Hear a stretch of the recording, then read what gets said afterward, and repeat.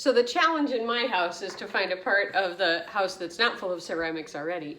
But I wanted to have these figures that I've created be installed in some places where they can interact with the structure of the architecture, right? The cupboards.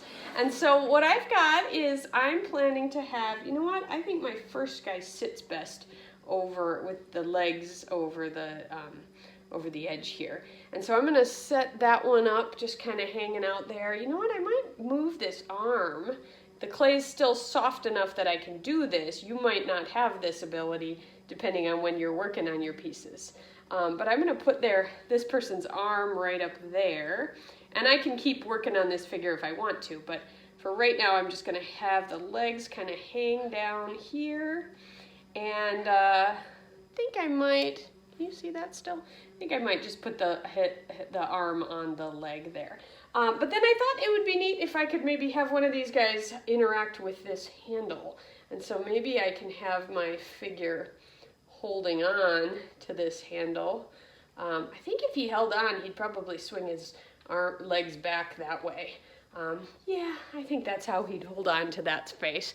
And so now I've got this figure interacting in that way. Whoops! If I can get him to stay.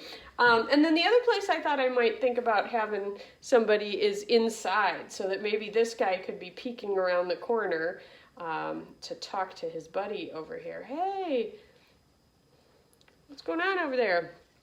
So that's the kind of installation that I'm talking about, when you can have the figures interact with that space. And obviously I've got a bit too much weight going on here, so I'm going to have to figure out, maybe I can get this knee up here so that works in that space a little bit better. And then the other thing I'm going to have to figure out is, right now you can see me working, but this isn't the best view of this particular artwork. So I'll stop the camera and then I'll take a picture of this work, get my shadow out of here, and get some better angles on it.